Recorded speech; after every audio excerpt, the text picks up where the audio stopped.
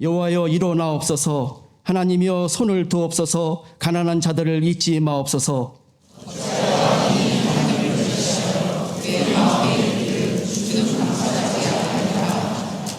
주께서는 보셨나이다. 주는 재앙과 원한을 감찰하시고 주의 손으로 갚으러 하시오니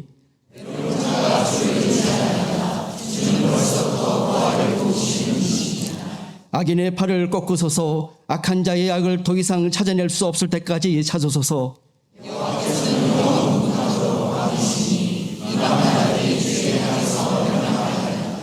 여호와여 주는 겸손한 자의 소원을 들으셨사오니 고아와 압제당하는 자를 위하여 심판하사 세상에 속한 자가 다시는 유업하지 못하게 하시리이다. 아멘. 오늘도 살아계셔서 역사하시며 생명의 능력이 되시는 하나님, 우리를 구원하여 주신 한없는 은혜와 사랑에 감사드리며 복된 주일 예배 드릴 수 있도록 인도하여 주시니 감사드립니다. 온 마음과 정성을 다해 하나님을 높이며 예배하오니 기뻐 받아 주시옵소서. 지난 한 주간도 우리 삶 속에 개입하시고 여러 모양으로 동행하여 주셔서 감사합니다. 힘들고 어려운 시대이지만 시시때때로 주의 은혜를 맛보며 살 수 있었던 그 모든 것이 하나님의 은혜였음을 고백합니다. 그럼에도 믿음이 적어 주의 뜻대로 살지 못한 허물과 죄를 용서하여 주시고 십자가 보혈로 깨끗게 하여 주시옵소서. 특별히 소망의 부활절을 기다리며 수요일부터 시작된 사순절 기간을 절제와 경건함으로 살아가게 하시고 모든 것을 통치하시고 인도하시는 하나님을 바라보며 소망 가운데 하루하루 하늘의 만나를 공급받아 영적으로 더욱 성장하는 저희 모두가 되기를 기도합니다. 주의 뜻 가운데 이곳에 세우신 몸된 교회를 위해 기도합니다. 예수님이 우리를 사랑하셨듯이 서로 사랑하고 격려하며 한마음 한뜻이 되어 그리스도 안에서 하나 되는 믿음의 공동체가 되게 하시고 이 시대의 소망이 되고 빛이 되는 교회의 사명을 잘 감당하는 교회 되게 하옵소서. 오랜 기도와 논의 끝에 시작되어질 비전센터 건축도 순조롭게 잘 진행되어지게 하시고 이곳을 통해 다음 세대들이 날로 믿음 안에서 말씀과 기도를 먹고 자라나므로 모세와 사무엘처럼 귀한 하나님의 사람들로 쓰임받는 은혜를 허락하여 주시옵소서. 오늘도 말씀을 들고 단위에 서실 목사님께 말씀의 능력을 덧입히시사 듣는 저희들의 심령에 새겨지는 말씀이 되며 위로와 소망을 품고 새롭게 결단하는 시간 되게 하옵소서. 이제 또 한 달간의 안식을 통해 지친 영혼 육의 쉼을 얻고 잘 회복하시어 복음의 파수꾼으로서의 사명과 악한 시대의 양떼들을 풍성히 먹일 수 있도록 지혜와 지식과 권세를 부어주시고 성령으로 충만케 하옵소서. 주님 오실 날이 한 걸음 더 가까이 다가온 2024년 예배할 수 있을 때 더욱 예배에 힘쓰며 모든 예배를 통해 올 한 해 우리의 묶인 모든 것이 풀어지게 하시고 힘차게 일어날 수 있도록 인도해 주실 것을 기대합니다. 이제 성가대의 찬양이 우리의 고백과 기쁨이 되게 하시고 모든 성가대원의 입술에도 감사와 찬양이 넘치게 하옵소서. 오늘도 귀한 예배를 위해 헌신하는 손길들을 축복하시고 귀한 성김이 하늘의 상급이 되게 하실 것을 믿으며 예배의 모든 순서를 통해 기쁨을 허락하시고 주님 홀로 영광 받아 주시옵소서. 거룩하신 예수님의 이름으로 기도드립니다. 아멘.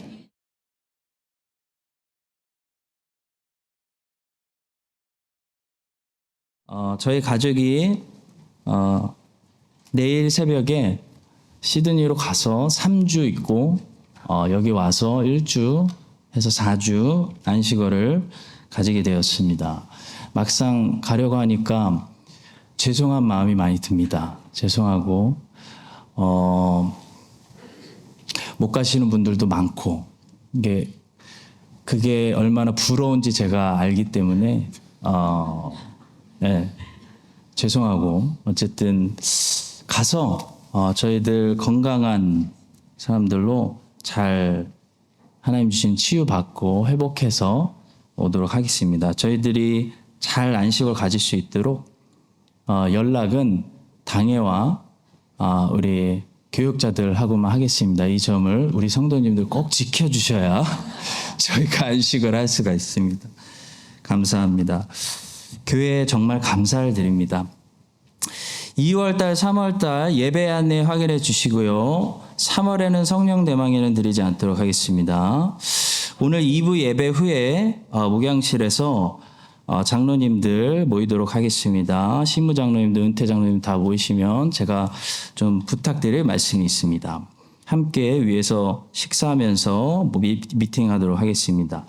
올해 새 허부장 첫 모임 오늘 2시에 있습니다. 우리 새 허부장님들 아주 기대가 됩니다. 우리 2시에 모이도록 하겠습니다. 교우 소식, 어제 청년부 황인혁 형제, 김아란 자매가 결혼식을 아주 예쁘게 잘 했습니다. 결혼 감사로 떡을 준비하였습니다. 많이 축하해 주시고요. 이상인 집사님, 주혜영 집사님 사업 개업하셨습니다. 많은 관심과 또 기도를 부탁드리겠습니다.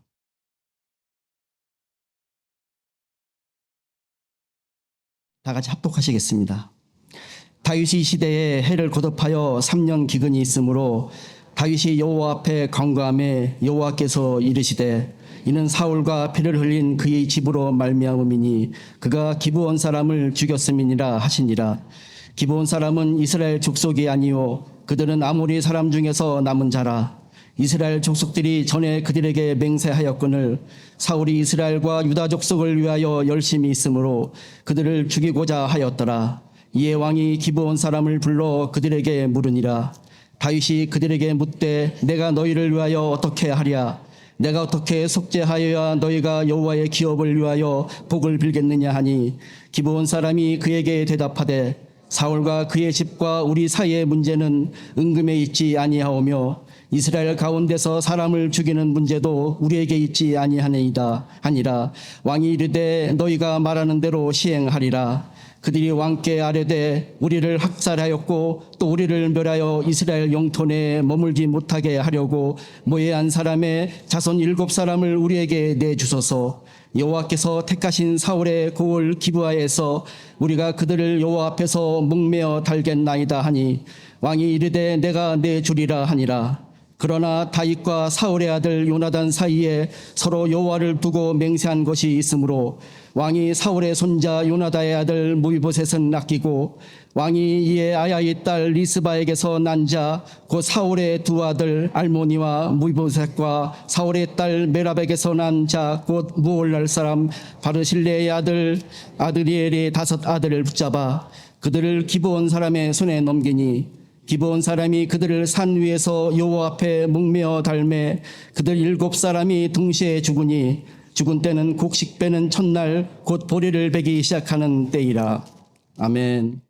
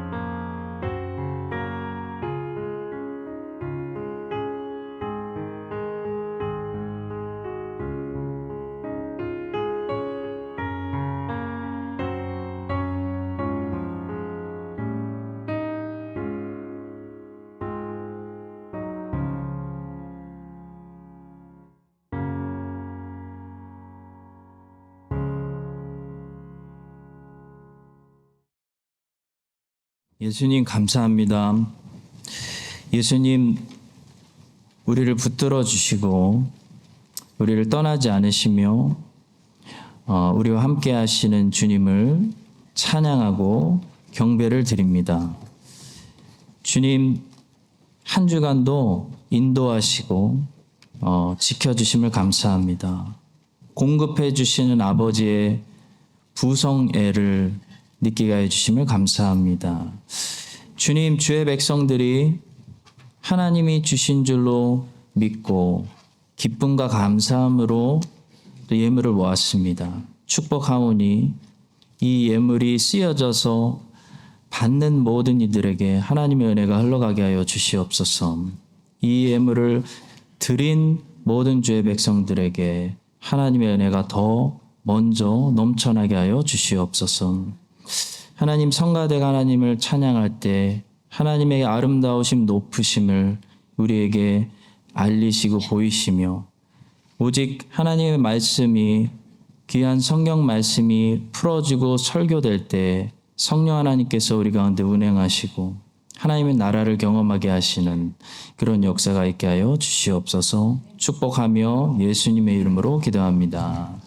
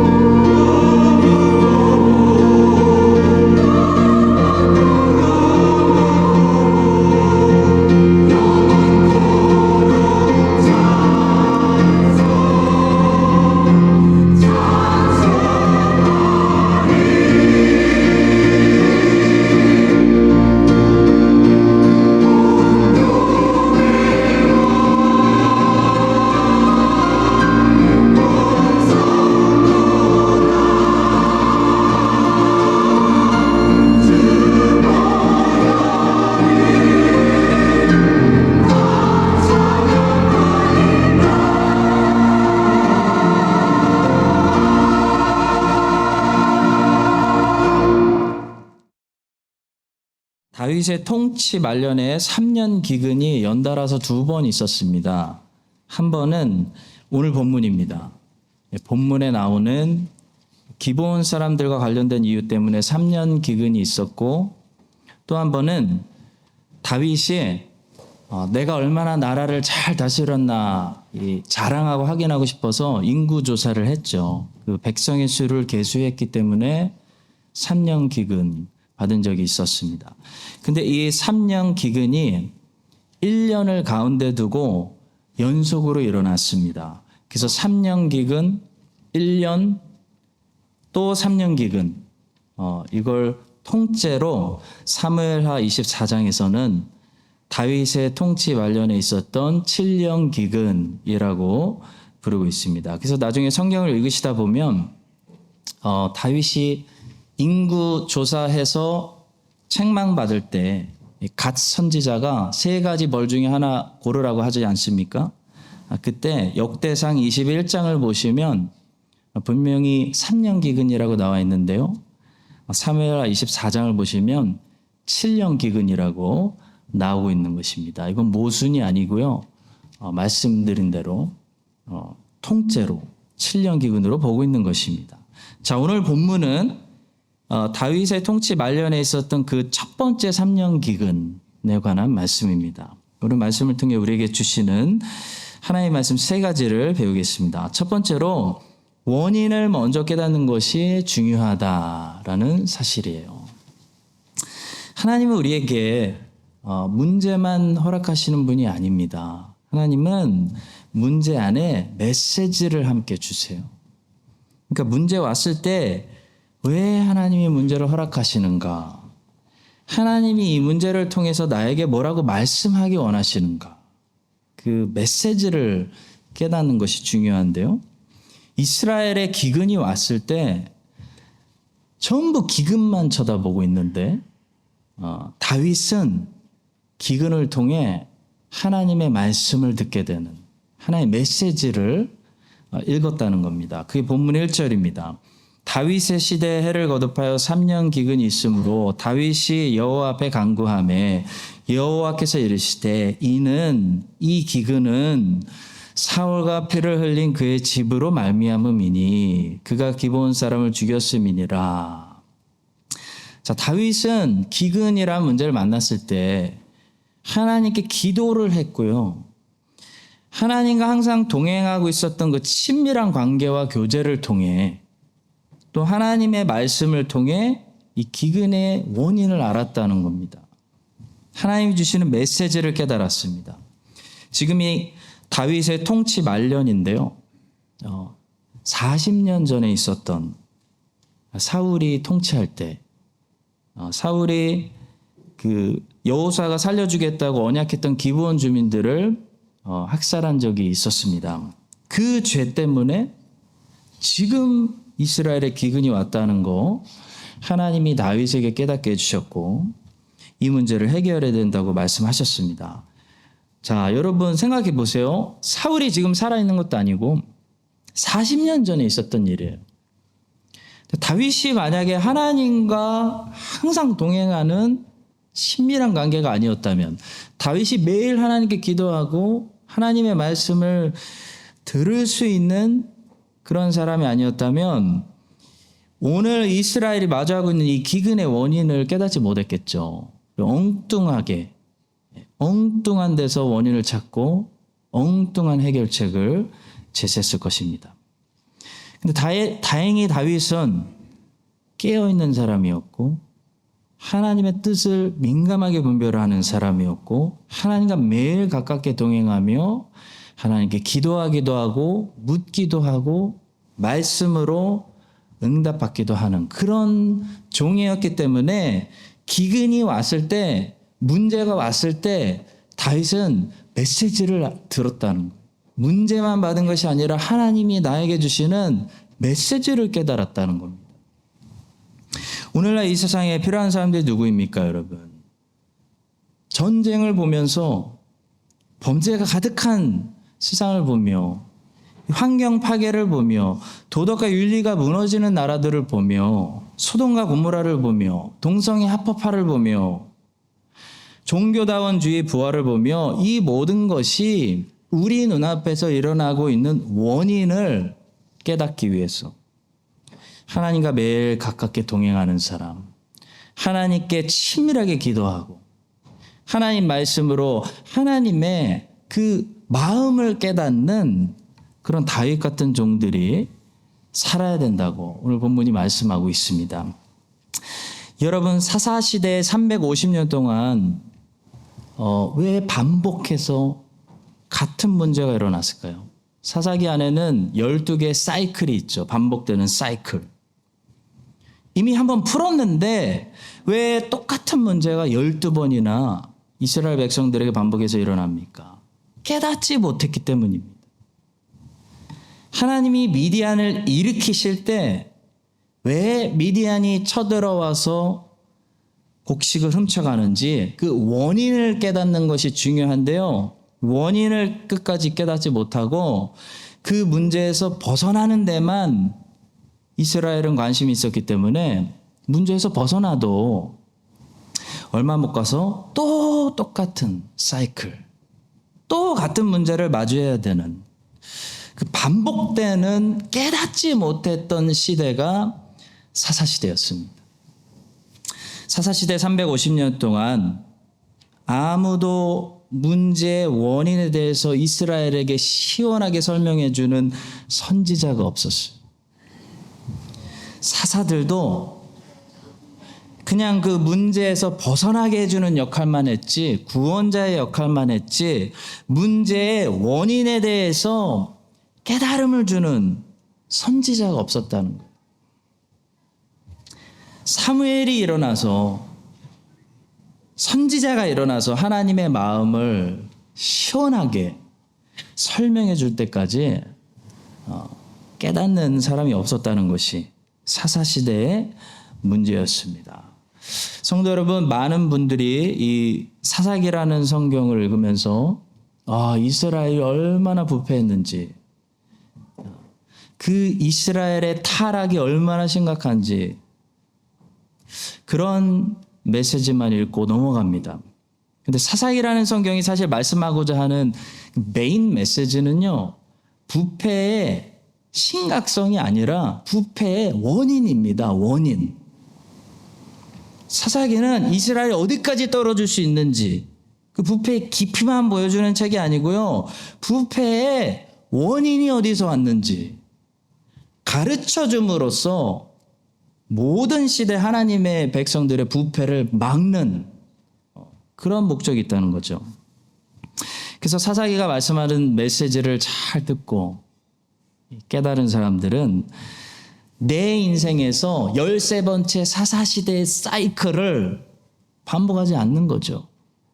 근데 깨닫지 못한 사람들은 사사기를 읽었는데도 내 인생에서 13번째 악순환을 경험하게 되는 것입니다. 사사기는 그래서 여러분 크게 세 가지가 이스라엘의 부패의 원인이었다고 말씀하고 있습니다. 첫 번째는 제일 앞장에서 말씀해요. 세속성이 문제였습니다. 하나님 백성들이 가나안 백성들을 다 쫓아내지 못한 게 문제였어요. 그들과 서로 섞여 살면서 혼인했기 때문에 이스라엘이 부패했다고 정확한 원인을 짚습니다. 그래서 사사기 1장 후반부에 보시면 반복되는 말이 나와요. 바로 쫓아내지 아니하였더라. 쫓아내지 아니하였더라. 그리고 여호와의 천사가 나타나서 이렇게 책망하죠. 2장에서 너희는 이 땅의 주인들과 언약을 맺지 말며 그들의 제단들을 헐라하였거늘 너희가 내 목소리를 듣지 아니하였으니 어찌하여 그리하였느냐. 그러므로 내가 또 말하기를 내가 그들을 너희 앞에서 쫓아내지 아니하리니 그들이 너희 옆구리에 가시가 될 것이며 그들의 신들이 너희에게 올무가 되리라 하였노라. 그러니까 사사시대 때 첫 번째 부패의 원인은 쫓아내지 아니했기 때문에 섞여버리고 같이 살고 하나님도 사랑하고 세상도 사랑하고 같이 혼인하게 된 그 하나님의 백성들의 세속화가 원인이었습니다. 두 번째는 신앙교육의 부재였습니다. 가나안 땅에서 태어난 다음 세대, 요단강을 건너보지 못한 세대, 만나를 먹어보지 못한 세대, 그 세대에게 모세의 율법을 가지고 철저하게 신앙교육을 하지 않았기 때문에 여호와를 알지 못하는 전혀 새로운 세대가 일어났기 때문이라고 원인을 밝혀줘요. 2장입니다. 그 세대의 사람도 다 그 조상들에게로 돌아갔고 그 후에 일어난 다른 세대는 여호와를 알지 못하며 여호와께서 이스라엘 위에 행하신 일도 알지 못하였더라. 여호와를 알지 못하는 세대, 기도의 능력을 경험해보지 못한 세대, 하나님이 공급해 주시는 만나를 먹어보지 못한 세대가 나라의 주인이 되면 우상 숭배하는 거예요. 세 번째는 종교 지도자들의 부패가 원인이었습니다. 레위 사람들이 골고루 이제 흩어져 있어서 이스라엘 사람들을 모세율법으로 철저하게 가르쳐야 되는데 레위 사람들조차도 여호와를 알지 못했어요. 그러니까 당연히 이스라엘 사람들은 여호와를 제대로 알 수가 없었다는 것이 사사기 마지막에 레위인들과 관련된 끔찍한 이야기들을 두 이야기들을 포함하고 있는 이유입니다. 여러분 오늘날도 마찬가지입니다. 성도 여러분. 이 세 가지 이유가 반복되기 때문에 어느 시대나 어느 나라에서나 하나님의 교회가 부패하고 하나님의 백성들이 무지하여 여호와를 알지 못하고 우상을 숭배하고 우상을 숭배하니까 기근이 오고 미디안이 강해지고 세상의 백성들이 주의 백성들을 억누르게 되는 그런 사사시대가 악순환이 반복되는 것입니다. 성도 여러분, 기근에서 회복으로 가는 첫 번째 스텝은 깨닫는 것입니다. 원인을 아는 것입니다. 원인을 알아야 하나님 마음을 알아야 깨달을 수가 있습니다. 누가 깨달을 수가 있습니까? 다윗같이 하나님과 매일 가까이 동행하는 사람. 그래서 하나님께 기도하고 하나님의 말씀으로 하나님의 마음을 느끼는 사람들이 일어날 때 회복이 시작되는 것입니다. 여러분 이 사실을 기억하셔야 됩니다. 세상 사람들과 주의 백성들이 서로 혼인하고 섞여서 세속화되었기 때문이고 주의 백성들이 다음 세대를 여호와의 말씀으로 우리가 교육하는데 실패했기 때문에 주일학교 텅텅 비었잖아요. 여호와를 알지 못하는 세대가 나라의 주인이 되고 출현했기 때문에 주의 백성들에게 여호와를 알게 해야 되는 목회자들이 부패하고 목회자들조차도 여호와를 잘못 알기 때문에 이 모든 문제들이 우리 눈앞에 있다라는 사실을 깨달으시고 다윗처럼 문제의 원인을 정확히 알아서 회복의 길로 한 스텝, 크라이스트처치 한인 장로교회라도 회복의 길로 한 스텝 주의 백성들 끌고 가는 이 시대에 하나님 마음에 합한 하나님 마음 시원하게 드리는 다윗과 같은 교회가 되시기를 예수님의 이름으로 간절히 축원합니다. 두 번째로 우리 하나님은 완전히 공의로우시고요. 그러나 동시에 놀라운 자비를 베푸시는 하나님이십니다. 여러분 잊지 마세요. 하나님이 공의로우시다는 것을 먼저 잊지 마십시오. 자, 오늘 본문은 무서울 정도로 철저하게 공의로우신 하나님. 그러니까 사울이 40년 동안 저질렀던 죄를 아주 하나하나 다 사울의 집에 갚으시는 공의로우신 하나님 우리가 먼저 보게 됩니다. 오늘 본문에서 하나님의 철저한 공의는 다음과 같은 모습으로 나타납니다. 여호수아가 기브온 주민들과 언약한 것을 약 400년 후에도 하나님이 기억하고 계셨다는 사실로 나타납니다. 또 이미 40년이 지났는데도 사울이 언약을 깨고 기브온 주민들을 살인한 그걸 하나님이 잊지 않으시고 기억하셨다가 이스라엘에 3년 기근을 내리셨다는 거 보게 됩니다. 또 사울이 노베에서 제사장 85명을 죽이는 만행을 저질렀는데요. 하나님이 그거 잊지 않고 기억하셨다가 사울의 집을 망하게 하심으로 그 사울의 죄를 갚으시는 것을 오늘 본문에서 보게 돼요. 또 사울이 메랍이라는 자기 딸을 다윗에게 아내로 주기로 약속했다가 일부러 다윗을 격동시키기 위해서 다윗 앞에서 다른 남자한테 줬거든요. 그 일을 하나님이 보시고 기억하시고 복수해 주시는, 갚아 주시는 하나님 우리가 보게 됩니다. 사무엘상 18장 19절입니다. 사울의 딸 메랍을 다윗에게 줄 시기에 무올랏 사람 아드리엘에게 아내로 주었더라. 옛날에 그런 일이 있었어요. 사울이 다윗을 격동시키려고 일부러 자기 딸을 다윗에게 아내로 주겠다고 공개에 약속했다가 다윗 보는데 앞에서 아드리엘이라는 다른 남자한테 준 적이 있습니다. 여러분, 하나님이 이 사울의 이런 악한 일까지 기억하셨다는 거예요. 그리고 오늘 본문에서 결국 하나님이 다윗을 통해 그 일에 대해서 원수를 갖고 계시는 것을 보게 돼요. 그러나 다윗과 사울의 아들 요나단 사이에 서로 여호와를 두고 맹세한 것이 있으므로 왕이 사울의 손자 요나단의 아들 무비보셋은 아끼고 왕이 이에 아야의 딸 리스바에게서 난 자, 곧 사울의 두 아들 알모니와 무비보셋과 사울의 딸 메랍에게서 난 자, 곧 무올라 사람 바르실레 아들 아드리엘의 5 아들을 붙잡아 그들을 기브온 사람의 손에 넘기니 기브온 사람들이 얘네들을 싹 목매달아 처형시켰습니다. 하나님께서는 사울이 만행을 저지르고 있을 때 다 보고 계시다가 기억하시고 하나님 판단하시기에 가장 좋은 시간, 적절한 때에 공의롭게 사울의 집안에게 사울의 죄를 갚으셨다는 사실을 오늘 본문에서 보게 됩니다. 여러분, 하나님이 얼마나 철저하고 공의로운 분이시고 무언가 놓치시는 분이 아니기 때문에 우리는 억울해할 필요도 없고요. 대신 조심해야 되는구나 기억하게 됩니다. 근데 놀라운 것은 하나님이 이렇게 철저하게 사울의 집안을 심판하시는 중에도 하나님의 공의가 막 드러나는 중에도 긍휼이 함께 드러난다는 거예요.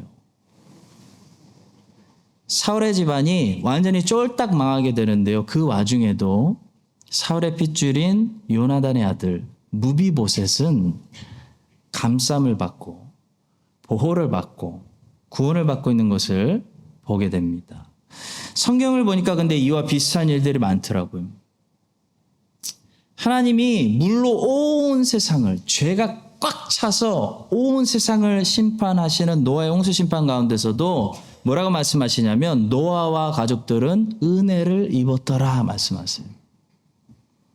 소돔과 고모라 심판 가운데서도 중보자가 하나님 붙들고 기도한 기도를 기억하시고 롯과 롯의 딸들을 건져내셨더라 말씀이에요. 바벨론 심판 가운데서도 바벨론으로 피한 사람들은 구원을 받았습니다. 또 이스라엘의 살인자들도 도피성으로 일단 피하면 일단 살려주시는 그런 하나님을 우리는 성경에서 만나게 됩니다. 성도 여러분, 하나님은 절대로 100% 진노만 나타내시지 않습니다. 하나님이 100% 진노만 나타내시는 장소는 딱 한 장소밖에 없는데요. 바로 지옥입니다. 지옥이 아니라면 하나님은 진노 중에도 심판 중에도 동시에 긍휼을 같이 베풀어 주세요. 자비를 베풀어 주세요. 찰스 스펄전 목사님은 아담과 하와가 선악과를 따먹었던 우리 인류 역사의 최악의 날, 그날에 대해서 조명하시면서 하나님이 아담과 하와에게 결코 급하게 찾아오시지 않았다라는 사실을 주목했습니다. 여러분, 하나님이 아담과 하와를 찾아오실 때 바람이 불 때였습니다. 하나님은 그들의 범죄와 그들의 형벌 사이에 고의적으로 시간의 간격을 두셨다는 거예요. 여러분, 경찰은 우리가 범죄하는 순간 기다렸다는 듯이 사이렌을 켜고 급하게 우리를 향해 돌진하잖아요. 그렇죠? 요즘 왜 이렇게 사이렌 소리가 많이 나는지 몰라요. 그렇죠? 급하게 돌진하잖아요. 근데 하나님은 범죄한 우리에게 불을 켜고 급하게 돌진하지 않으신다는 거예요. 하나님은 자비와 긍휼이 넘치세요. 하나님 우리에게 시간을 주세요. 우리가 내 잘못을 스스로 돌아보며 내가 왜 그랬을까? 하나님께 돌아가야 되는데 라는 생각을 할 시간을 주신다는 거죠. 하나님은 아담과 하와에게 그날 바람이 부는 선선한 저녁이 될 때까지의 시간을 주셨어요. 하나님은 항상 죄를 회개할 수 있는 기회를 주십니다. 여러분, 예수님이 예루살렘 성전 멸망 예언하셨잖아요. 그게 AD 33년쯤이었거든요. 돌 위에 돌 하나도 남지 않고 다 무너지리라. 근데 하나님은 로마 군대를 들고 끌고 와가지고 하나님의 아들을 감히 죽인 이 피의 성 예루살렘으로 바로 돌진하지 않으셨어요. 하나님은 그들에게 37년의 시간을 더 주십니다. 예루살렘은 그래서 AD 70년에 멸망했습니다. AD 70년에 하나님이 티투스 장군 몰고 와가지고 돌 위에 돌 하나도 남지 않고 싹 무너뜨려 버렸어요.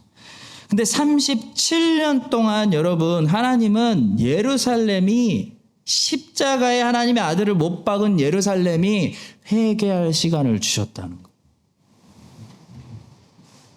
하나님은 아담과 하와에게 그날 저녁에 찾아오셔서 아담과 하와가 이제 죽었다 기대하고 있는 끔찍한 형벌만 내리시지 않았죠. 하나님은 그들에게 분명히 죄에 대한 무서운 형벌을 선포하셨지만 동시에 그들의 귀에 분명히 들리도록 뱀에게 똑똑히 말씀하셨습니다. 그게 바로 원복음인 여자의 후손에 대해서 말씀하셨어요. 아담과 하와에게 인간이 처음 들은 원복음이 언제 선포된 말씀이냐면 아담과 하와가 범죄한 그날 선포된 말씀. 인간이 하나님께 반역하고 사탄을 더 신뢰하고 나도 하나님처럼 되겠다라고 반역했던 그 최악의 날에 하나님께서 처음으로 굿뉴스, 좋은 소식, 여자의 후손, 메시아, 그리스도, 굿뉴스를 들려주셨다는 거예요. 그날. 여러분, 이게 성경이 뭐라고 얘기하고 있냐면 자비라고 얘기해요. 자비, 긍휼, 은혜. 스펄전 목사님 말씀하십니다. 이와 같이 하나님에게 속한 타락한 자들은 단 하나의 별도 없는 캄캄한 상태에 단 하룻밤도 내팽개쳐지지 않았습니다. 우리는 보통 이 사사기 성경을 묵상하면서 사사시대 350년 그러면 여러분 뭐가 떠오르세요? 굉장히 이스라엘의 영적으로 어두웠던 최악의 상태, 혼란의 시기, 케이오스, 방황의 시기, 하나님을 알지 못하던 worst time 이렇게 생각하죠. 물론 사실이에요. 근데 여러분 우리가 또 잊지 말아야 되는 게 있어요. 이 사사시대 worst time 350년 동안에도 긍휼이 넘치 하나님이 이스라엘에게 뭘 주셨냐면 이스라엘에게 중간중간 허락하시는 샬롬, 태평한 시기가 있었다는 거예요. 사사기 3장 30절. 그날에 모압 사람이 이스라엘의 수하에 항복하매 그 땅이 80년 동안 태평하였더라. 80년 동안 샬롬. 하나님은 사사시대에 살았던 하나님을 모르는 이 하나님의 백성들이 350년 내내 항상 혼란당하고 350년 내내 항상 침략당하고 고통 속에서 살게 내버려 두시지 않았다는 사실입니다. 아무리 혼란 속에서도 하나님은 완전한 혼란을 주시는 분이 아니었어요. 노아의 홍수 때도 은혜를 입은 노아가 있었던 것처럼 방주를 통해 인류를 살려주신 것처럼 하나님은 감당할 시험만 주십니다. 여러분, 아무리 바쁜 하루 중에도 하나님은 안식을 거기 넣어 두셨습니다. 아무리 큰 시험 중에도 하나님은 피할 길을 만들어 주셨습니다. 때로는 다윗의 경험, 천만인이 나를 둘러싸는 모든 사람들이 내 원수가 된 것 같은 최악의 상황에 들어가도 하나님은 거기에 나를 지지해 주는 사람들을 남겨놓으신다는 사실 여러분 믿으시기 바랍니다. 오늘 본문을 보시면 하나님이 작정하시고 사울의 집안에 공의로 심판하시고 복수하고 계십니다. 근데 그 와중에도 하나님은 무자비한 하나님이 아니시기 때문에 무비보셋을 살려두시고 남겨두십니다. 여러분, 남은 자들이 항상 하나님의 은혜의 증인들이 되는 거예요. 하나님께서는 공의롭게 심판하시지만, 이 세상을 공의롭게 심판하시지만 남겨두시고 남은 자들에게 하나님의 자비와 은혜를 나타내시고 하나님의 자비와 은혜의 증인들이 하신다는 사실 여러분들 기억하시고요. 여러분과 제가 하나님의 자비와 은혜를 은혜의 증인들이 되는 그 남은 자들, 하나님이 은혜로 무비보셋처럼 살려두시는 남은 자들, 은혜의 증인들 되시기를 예수님의 이름으로 간절히 축복합니다. 자, 마지막 세 번째로 이 하나님의 은혜는 설명할 수 없는 주권적이라는 사실입니다. 주권적. 여러분, 은혜가 설명이 되는 순간 그것은 은혜가 아니에요. 아, 저 형제가 하나님께 저렇게 복을 받은 것은 저 형제니까, 저 형제가 복을 받을 만하니까 라고 말하는 순간 그 형제는 은혜를 받은 게 아니라 상을 받은 거예요. 은혜하고 상은 다른 겁니다. 은혜는요, 설명이 안 돼야 은혜예요. 오늘 본문에 보시면 사울의 집안이 완전히 망하게 되고 사울의 자손들이 전부 색출되어서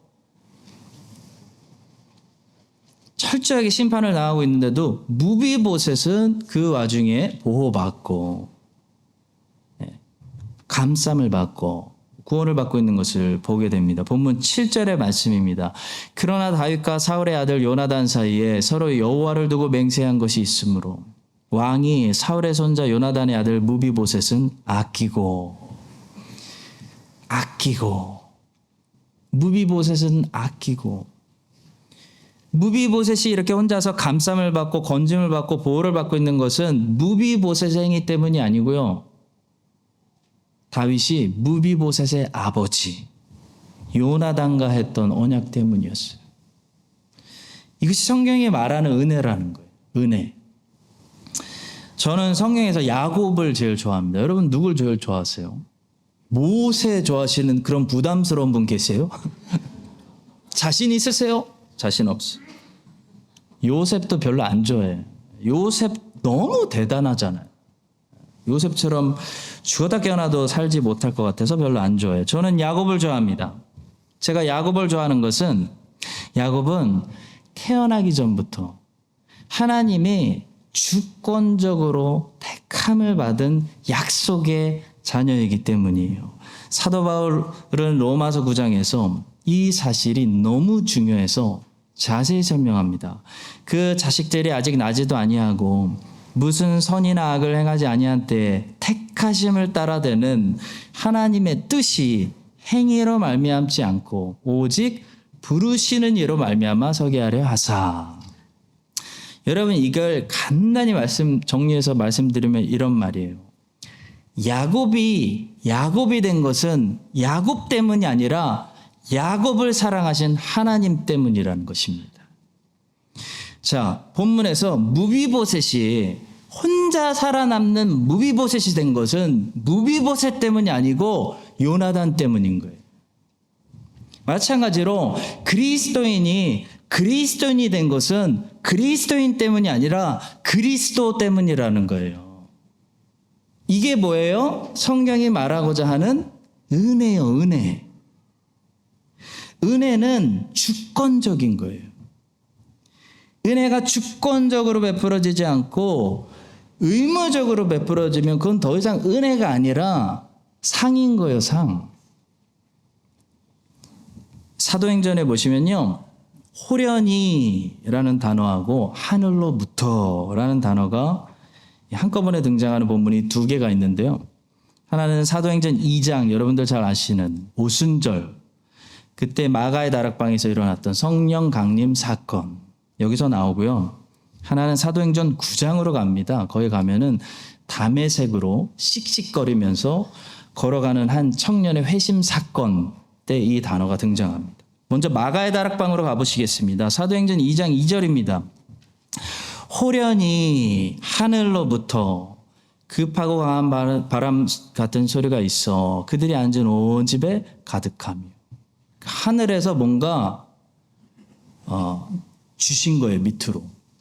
여기서 호련히라는 말은 여러분 갑자기 예상치 못하게 기대도 안 했는데 그런 말이고요. 하늘로부터라는 말은 나의 의지가 아니라 하나님의 의지로 인하여 하나님의 주권으로부터 하나님의 자유로운 선택과 결정에 의하여 라는 뜻입니다. 오순절 성령 강림 때 120명의 제자들이 기도하고 있다가 성령 세례를 받은 것은 호련히 하늘로부터 무슨 뜻이에요? 하나님의 은혜로 일어난 사건이었다는 거예요. 근데 우리는 사도행전 2장을 보면서 이것이 호련히 하늘로부터 하나님의 은혜로 일어난 사건이라는 것을 잊어버릴 수가 있습니다. 왜냐하면 사도행전 2장에는 뭐가 있냐면 거기에는 제자들의 순종이 있기 때문이에요. 순종이 오히려 방해가 되는 거예요. 여러분, 순종이 있으면 오히려 그 순종 때문에 오히려 이것이 호련히 하늘로부터 하나님이 주신 은혜라는 것을 우리가 잊어버리기가 더 쉬울 수도 있어요. 내가 순종했기 때문에 얻은 결과 아니냐. 우리가 기도했기 때문에 성령 받은 거 아니냐. 공로로, 상으로 생각할 수 있다는 거죠.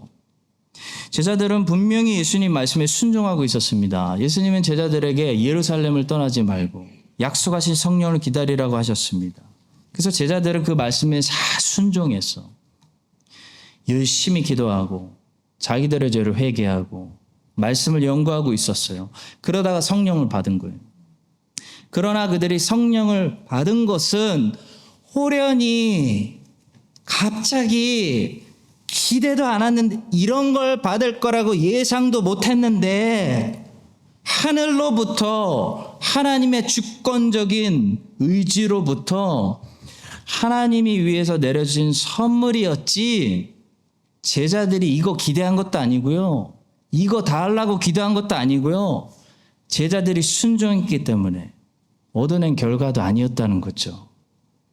여러분, 이 사실이 사도행전 9장으로 가면은 훨씬 더 명확해져요.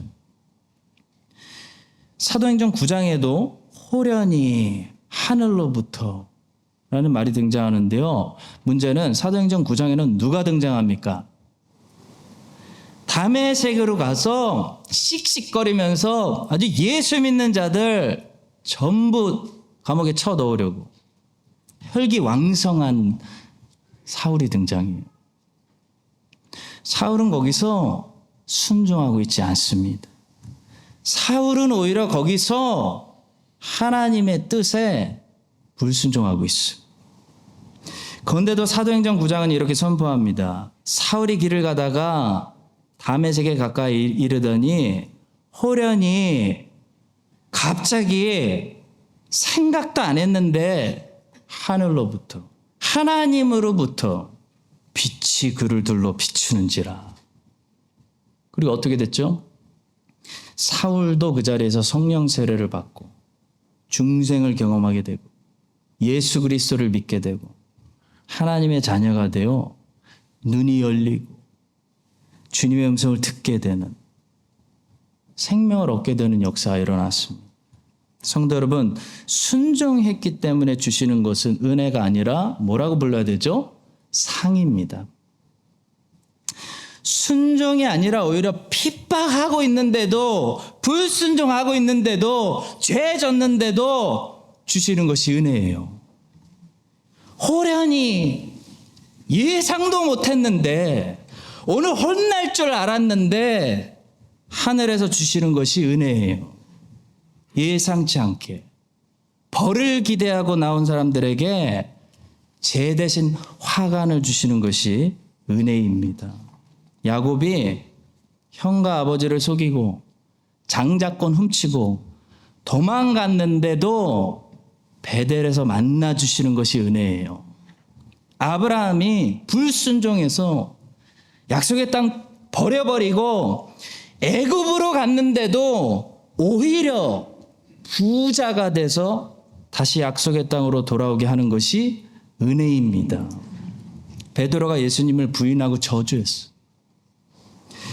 근데 오히려 그 제자를 수제자로 삼아주시는 것이 은혜예요. 레위는 살인자였어요. 제일 거룩한 일을 하면 안 돼요. 근데 12지파 중에 레위가 택함을 받아서 살인자가 하나님의 성막 일을 할 수 있게 거룩하게 이쪽에 구별해 주시는 것이 은혜입니다.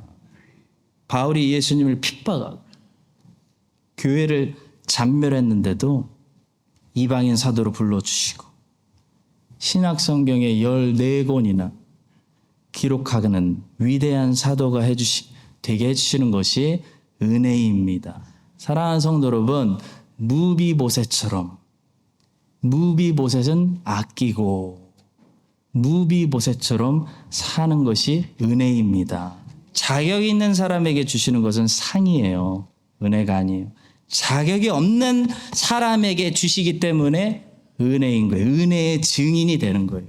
여러분과 저에게 오늘은 은혜가 필요한 날이에요. 여러분 주일이 뭔지 아세요? 교회 왜 오는지 아세요? 은혜 주시려고 오시는 거예요. 복된 주일에 오늘만큼은 복된 안식일에 우리 주 예수 그리스도의 은혜가 여러분들의 삶에 다시 흘러 넘쳐서 이 은혜 먼저 받고 다시 우리가 일어나서 내일부터 하나님께 다시 순종하고 하나님께 영광 돌리는 그런 거룩한 주의 백성들의 삶을 사시기를 예수님의 이름으로 간절히 축원합니다. 하나님 아버지, 야곱의 하나님, 이스라엘의 하나님, 은혜를 베풀어 주셔서 무비보셋처럼 죽어 마땅한 인생에게 제 대신 오히려 화관을 허락하여 주시옵소서.